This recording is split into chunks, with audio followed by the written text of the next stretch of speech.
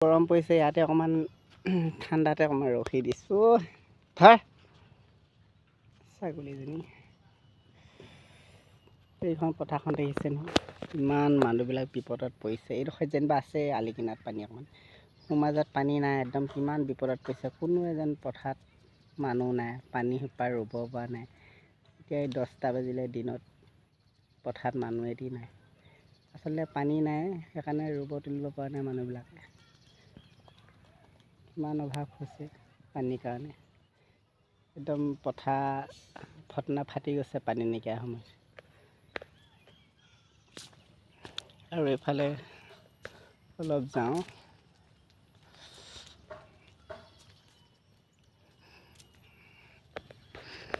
এইটো একদম আমাৰ গাঁৱৰ ৰাস্তা, সুন্দৰ ৰাস্তা এইটো।